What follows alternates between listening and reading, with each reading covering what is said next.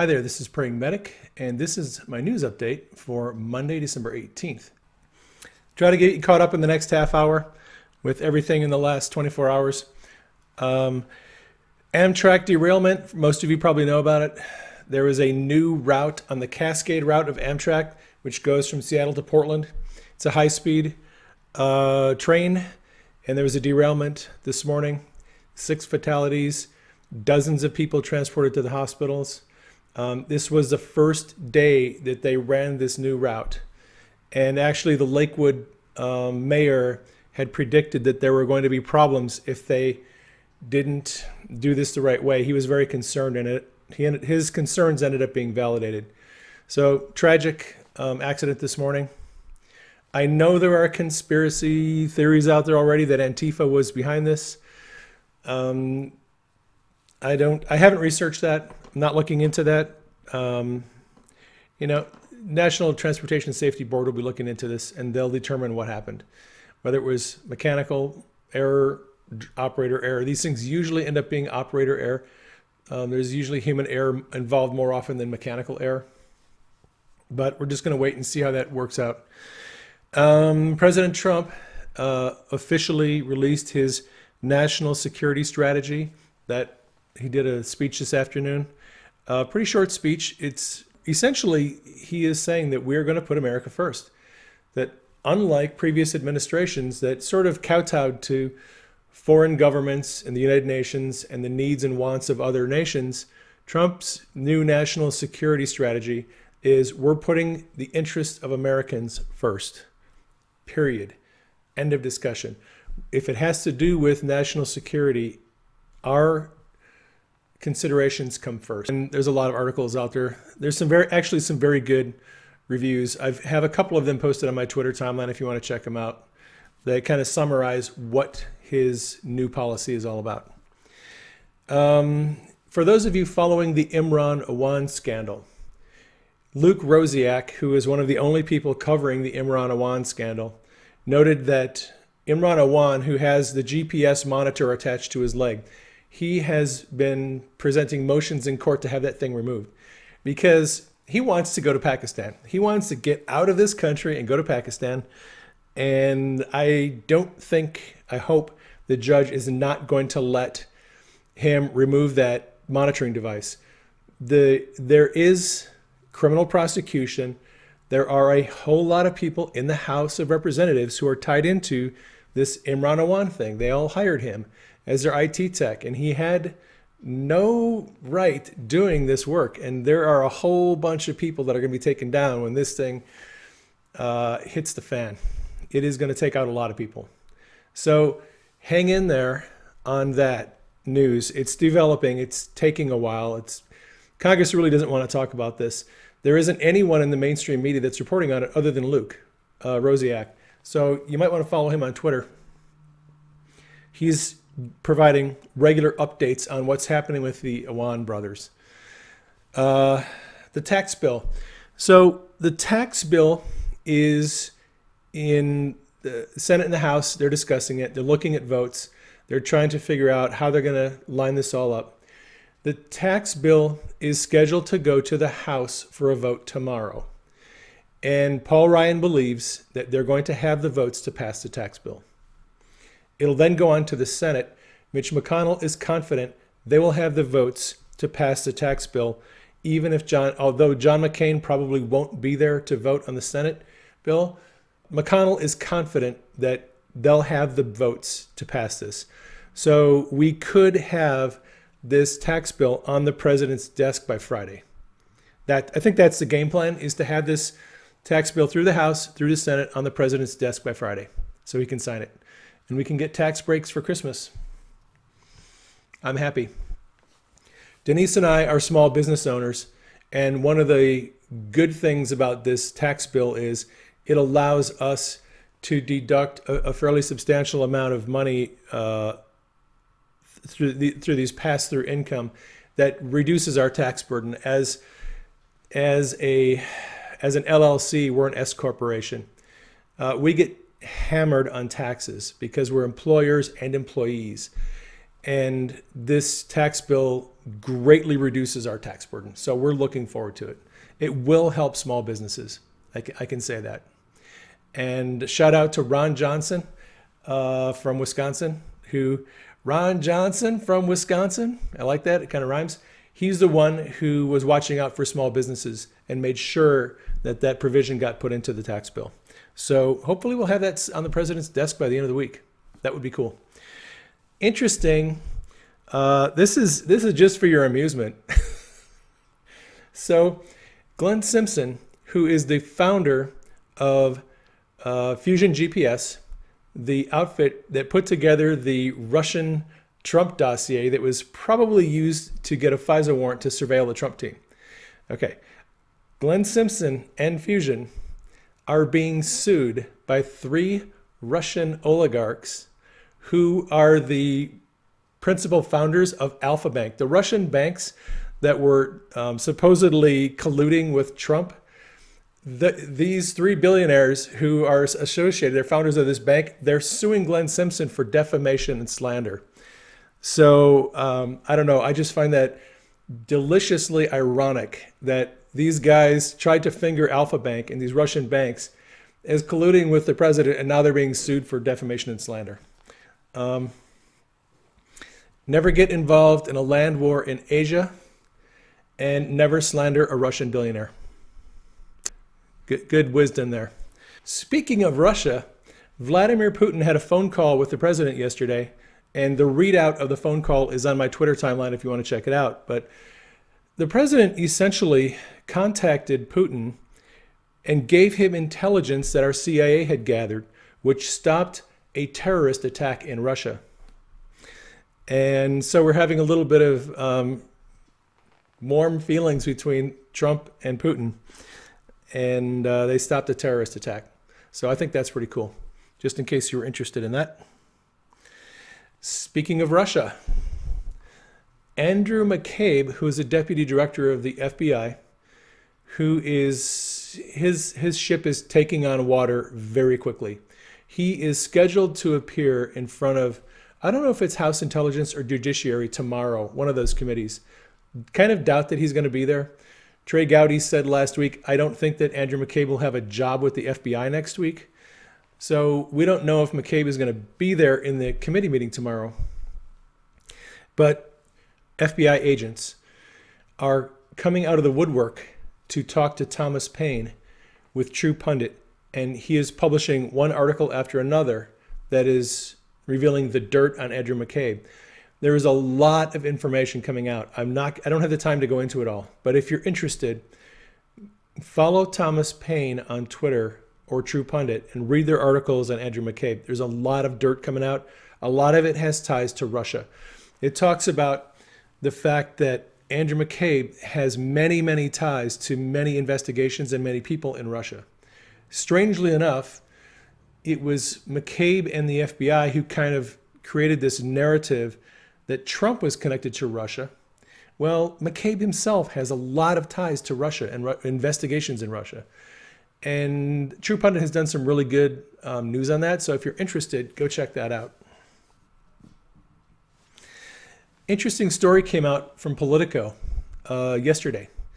And it's about the paranoia that has hit Capitol Hill. And senators and congresspeople and their aides are wondering who is going to be next in all these sexual scandals that are forcing people to resign. There is a healthy dose of paranoia now, fear, on Capitol Hill about who is going down next.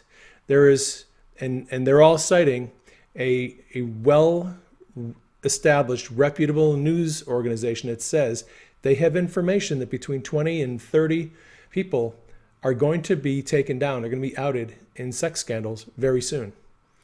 So that fear is very real for people in Washington. And we're going to wait and see what happens with that. Supposedly over this weekend, there was supposed to be a bunch of people resigning, but it never happened.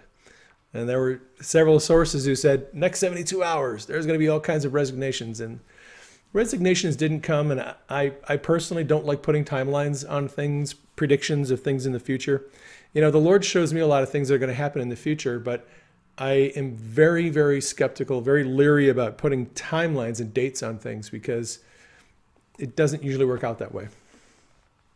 Other breaking news. So Politico, speaking of Politico, put out an article that is a very in-depth investigative journalism piece, and it talks about how the Obama administration and the Department of Justice under Obama allowed Hezbollah to continue their gun running, their weapons sales, their drug trafficking, even drug trafficking into the United States, and allowed a lot of very criminal, dirty people to avoid prosecution in order to seal the Iran deal. And there's already a lot of scandal surrounding the Iran deal because of the terrorists and the nuclear scientists and criminals that Obama let go from Gitmo in order to get this Iran deal. Well, now there's even more scandal. And the latest scandal is we allowed Hezbollah to run drugs and cocaine into this country and didn't prosecute them because we wanted to play happy with Iran and get this deal signed. So President Trump, returning from Camp David last night, going back to the White House, was asked by a reporter, "Are you going to fire Mueller?" And we've all been hearing, if you've been on Twitter, all these rumors that Trump is going to fire Mueller. And ironically enough, you have a lot of people like Tom Fitton and Jay Sekulow and Sean Hannity and people that I respect. They've been screaming for Mueller to be fired for months now. And Trump has never really suggested that Mueller should be fired. Yet there's a lot of conservatives who have been screaming for Mueller to be fired because they mean well. They want to have the president's back, and they think that Mueller is running an investigation that is aimed to take down a legitimately elected president. They think that the Mueller investigation is a hit job. So they're trying to protect the president. But the president, when asked last night, "Are you going to fire Mueller?" he said no. What? Are you surprised? He's like, I never talked about firing Mueller. That's all you guys talk about. I've never talked about it. So the president has no intention of firing Mueller. Why should he? Why on earth would Trump fire Mueller at this point? Mueller's investigation is falling apart at the seams. His investigators are all being outed as incredibly partisan, and it looks like they had an actual conspiracy to make sure Trump was never elected, and then a conspiracy to cover their tracks once he was elected, and to get rid of Flynn and sabotage his presidency. So this whole investigation is falling apart. What would Trump gain by firing Mueller at this point? It's exactly what the mainstream media and people like Eric Holder and all these other people on Twitter who are talking about going in the streets and rioting and protesting if Trump fires Mueller. It's like, look, Trump never had any plans to fire Mueller. Why would he? That's what they want. They want Trump to fire Mueller so they can have something to protest, riot, and express their outrage. And Trump was never going to fire Mueller. And it just, to me, the whole narrative of firing Mueller never made any sense. It would just give his critics more reason to suspect that he's up to something dirty. And now Rush Limbaugh is talking rumors about a letter that Trump has from Mueller saying that he's going to be cleared. Just a rumor. I can't verify, but Rush Limbaugh said Trump has a letter that's from Mueller that says he's going to be probably going to be cleared. Now, there's this other thing with Mueller's team getting a bunch of emails illegally late in the game. This is what I mean by Mueller's investigation is falling apart. The farther Mueller goes, the longer he goes, the more dirt is being exposed at his investigation. Just let the thing go. It's going to run off the tracks. He's burning that thing to the ground. So I say let it go. Let it go. Whatever Mueller finds, Mueller finds. I don't think the president is worried, and I don't think you need to be worried. I think everything's fine. If you think that Mueller is a deep state operative, consider this. Mueller was FBI director for 12 years. He worked under President Bush, Bush 43, and Obama. And he was involved in a lot of very questionable things. As FBI director, you're going to get involved in questionable things. It's very difficult to say that someone like Mueller is a pristine, plastered saint. He's probably done some things that were wrong, probably did some things that he regretted, probably took a side and position on things he shouldn't have. There is plenty of dirt on Mueller. I would never argue that Mueller is a perfectly clean guy. But that is kind of an irrelevant question. The real question is Mueller now, today, in a position where he can benefit the deep state or the enemies of the president by bringing some obstruction of justice charge against the president? Is he in a position where he could make that stick? Where that could be prosecuted and taken seriously by anyone? That's what really matters. What position is Mueller in right now? Whether he is good, whether he is bad, the question is, what power does he have? What ability does he have to bring a serious charge against Trump? And I think his ability to bring a serious charge against Trump, it has been completely destroyed. Whatever ability he had 6 months ago, it has been completely destroyed over the last 6 months. So I'm not worried about Mueller, and I don't think anyone else should be either. It doesn't really matter whether he's good or bad or he's, a crook. It's irrelevant. His character really is irrelevant at this point. What matters is what can he do to the president? And I would say the same thing about Rosenstein. A lot of people are saying, well, I don't trust Rosenstein. He's deep state. Well, it doesn't matter. It really doesn't matter.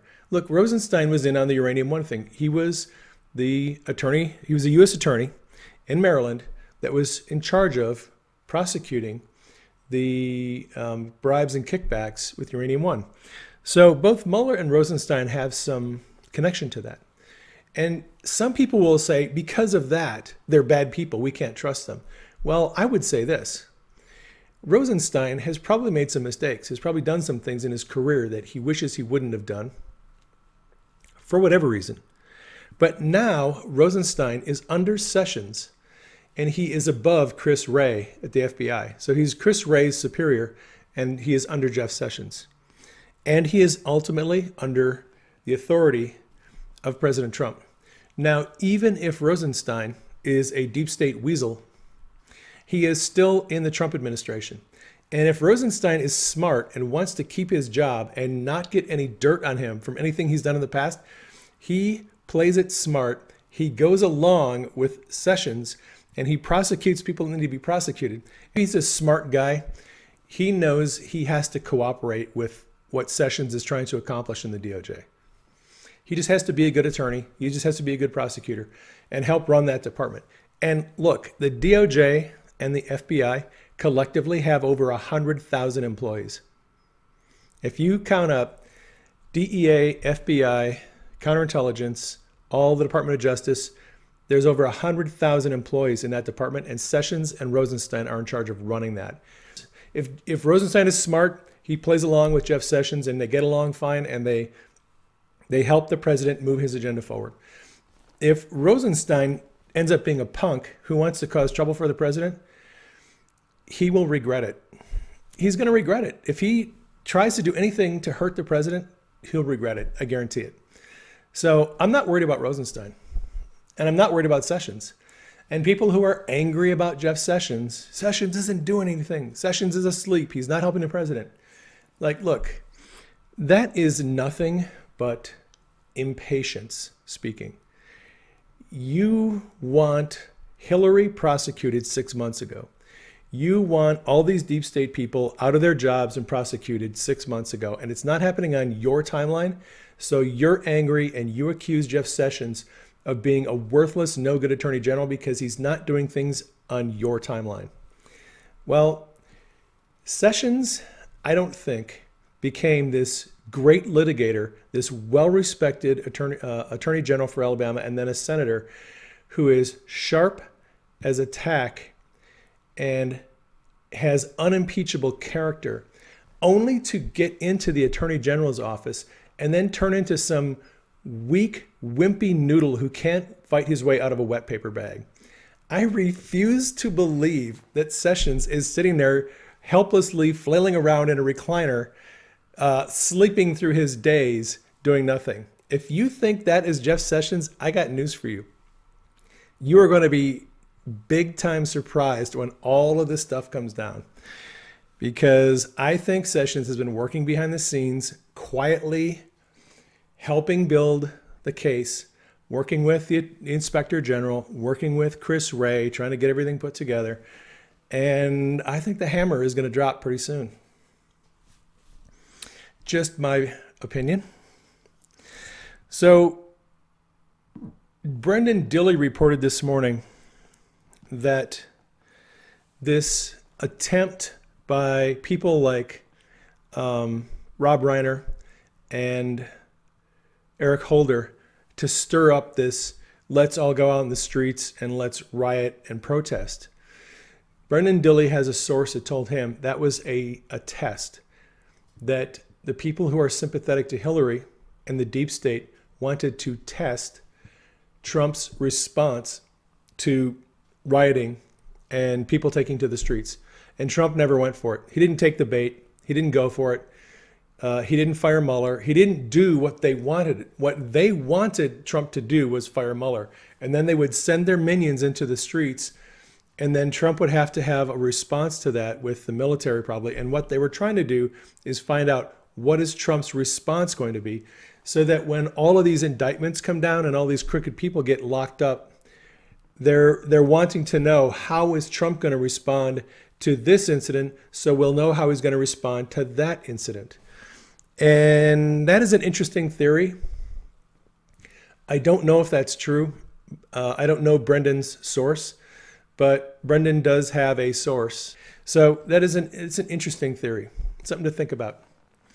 All right. The other thing that I think is worth considering is the Office of Inspector General report is coming out in a couple of months.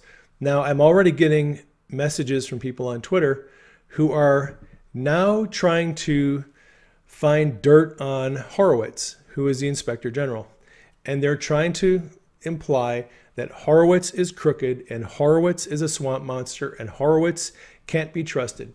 And it's the same thing. Every time somebody else pops up on the radar, there are people out there who are creating YouTube videos, and essentially what they're doing is they're trying to find dirt on people, and they compile the dirt in what I would consider to be a video dossier. And they put it out there knowing that there are afraid, scared, concerned people who want to know if we can trust this person or not. And if you put together a video that portrays this person as a bad person, someone you can't trust, you're going to get a lot of clicks and a lot of shares. And that's exactly what they're looking for. Essentially, these people are creating something like a Steele dossier. So Christopher Steele took a bunch of true information about Trump, some questionable information about communication with this Russian bank, some more questionable information and a whole bunch of lies, compiled it into a dossier and used it to try to sell it, shop it around to the media, and eventually probably use it to get a FISA warrant so they could surveil Trump. It is a systematic attempt to smear somebody's character by putting in false and true information together. And these videos on Horowitz, that's what they are. There's some true information and there's a lot of false information and innuendo, and it's designed to smear the character of Horowitz so that people like us will not believe that we can trust the Inspector General when his report comes out. And what they're really trying to do is get clicks. Look, they've got a monetized YouTube account. They want you to click so they can get they have ads on their YouTube channel. It's just clickbait. That's all it is. They're trying to get money by preying on your fear and your insecurity. And look, again, at the end of the day, is Horowitz a perfect person? No. Has he made mistakes in the past? Probably. Does that mean we can't trust him to be objective? What I've seen so far coming out of the Inspector General's office is an attempt to cooperate with Congress and the Department of Justice to bring out important information that exposes some corruption that's going on in the FBI. That is what I've seen so far. The limited amount of information, and I've watched some other videos that Horowitz has been in where he's talked about different things. I think we need to wait, and I think that the Inspector General's report will actually be pretty objective and very helpful to Sessions when he needs to decide what he's going to do with this politicization, weaponization of the FBI and the DOJ. So if you're getting all these little spidey, tingly feelings and you can't trust this person, you can't trust that person, I would warn you, try not to be too paranoid about these people. Give them a chance. The latest news I want to tell you about, I have two dreams I want to tell you about, but first I'm going to tell you about this news story that just broke. And it is NBC News has an exclusive report that cites unnamed sources inside the counterintelligence community, which is FBI. So FBI is divided into criminal prosecution, criminal investigation, and counterintelligence. And what we have learned in the last few weeks is you have to think outside the box. The people in the counterintelligence wing of the FBI seem to have developed a scheme to make sure Trump was not elected. And then once he did get elected, a scheme to try to get him impeached and sabotage his cabinet. And now that that is being exposed, they are covering their tracks like crazy. And the latest attempt to cover their tracks is this NBC News exclusive article, which shows the heads of the counterintelligence. So this is Bill Priestap and Peter Strzok. Priestap is head of counterintelligence. Strzok is deputy of counterintelligence. And we know that Strzok was involved in the Trump investigation from start to finish. When the FBI first developed their counterintelligence investigation into Trump and Russia, they started that before a special counsel was appointed. And Strzok and Priestap were running that. The two guys who were at the top of counterintelligence.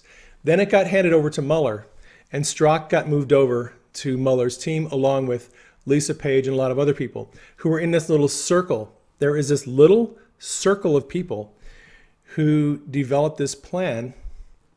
And when we hear about Andrew McCabe in the meetings in Andrew McCabe's office with about a dozen people, that's the inner circle. That is the group of people who were committed to this insurance policy to make sure Trump wasn't elected. So this new news article by NBC says that the counterintelligence people met with Trump and Hillary after they were nominated. And the reason why they met with them was to warn them about the dangers of Russian meddling in their campaigns. Not Iran, not China, not anyone else. We wanted to warn the president that the Russians might get involved in his campaign and try to sabotage what was going on. So now the counterintelligence people are creating a story, and this has never been reported so far, that the reason why the counterintelligence people got involved in the first place with Trump was to protect him so that because he's new to politics. He doesn't understand how this stuff works. You don't know the danger, President Trump. These Russians could get involved in your cabinet and they could run your government and they could take over things. So the counterintelligence people who concocted this surveillance of Trump's team are now saying that they got involved with Trump right after he was nominated to protect him and to make him aware that Russia could influence his cabinet. And I think this is smoke and mirrors. It's countermeasures trying to cover their tracks because these guys in the counterintelligence, they know that the heat is coming. They're being exposed. And now they have to come up with a story to explain why they were doing all this with Trump before he was elected. And so their cover story is, well, we were trying to help him. We had to inform him. We had a duty to inform him of the dangers of Russia getting involved. So we're going to be getting more information as this comes out. All right. So a couple of things, a couple of dreams that I had last night and the day before. Dream number one, I saw a news story break about President Trump, and it was a negative news story. And the weird thing was, a lot of people believed this story to be true. It seemed like a very credible story, and it was very negative toward the president. But in the dream, I knew the story was false. It was a lie. Even though a lot of people didn't see it that way, I could kind of see that this was a lie. So one thing I would just caution you about, if a negative story about the president breaks in the next week or so, don't be too quick to jump on that story and believe it. Even if it seems like a credible story, wait and hold off, because if it is a false story that is being presented as true, time will prove that this story is not right. So I'm just throwing that out there for you. The second dream I want to tell you about was a dream I had last night. In this dream, I saw some very high-level, powerful law enforcement people, like cops. I didn't know who they were. I didn't know if they were FBI or who they were, but they were powerful. And they were being circled around by people who were going to take them in. Because they were corrupt, they needed to be arrested. And it needed to be done very carefully so that no one would get hurt in the process of doing it. And when I woke up, of course, I'm thinking, oh, I wonder if this is talking about people in the FBI who are going to be arrested and taken in. But it has to be done strategically. It has to be done carefully. So don't get impatient and don't get too, antsy for this stuff to happen. The takedown of all the corruption inside the FBI and DOJ, it's going to take a little while. It has to be done carefully. It has to be done strategically. Just hang in there. I think the experts, they know what they're doing. And we need to keep them in prayer. So I'm going to end this on a call to prayer.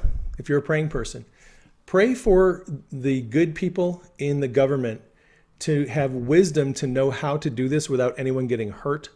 Pray for darkness to be exposed. Pray for corruption to be exposed and prosecuted. Pray for the president. Pray for Jeff Sessions, all these people in government who are there to protect us. Also, pray for the survivors and the victims of this train derailment.